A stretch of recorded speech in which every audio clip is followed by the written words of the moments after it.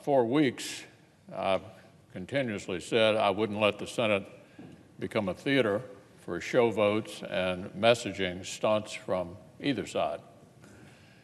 We'd only vote on plans that stood an actual chance of being signed by the President and thus obviously becoming law. So I was glad to see today the President's announcement that he and our Democratic colleagues have reached an agreement that will immediately reopen the government while providing the room to negotiate a funding bill for the Department of Homeland Security.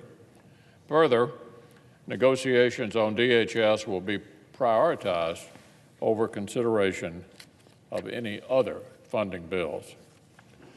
So with cooperation, we can pass legislation opening the government and send the DHS appropriations bill to a conference with the House today. I'm glad the closed portions of the federal government will reopen and get back online. I'm glad that the dedicated men and women of the Coast Guard, law enforcement, the TSA, and all the other federal employees will not have to go longer without pay for their work and will receive their back pay.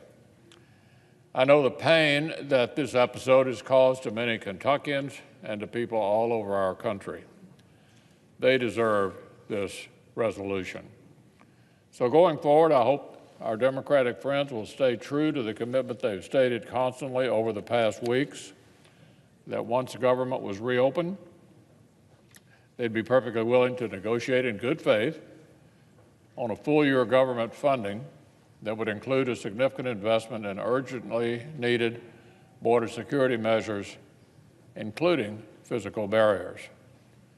After all, the only way the federal workers are going to have stability and certainty beyond the next 3 weeks, the only way our border is going to have real security, is if Democrats will stop playing partisan games and get serious about negotiating with the President on a long-term compromise.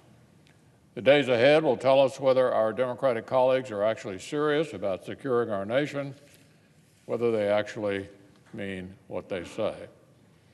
So the President's called on the Senate to act on these proposals, and now that there's an agreement between the Democrats and the White House, we can make that happen.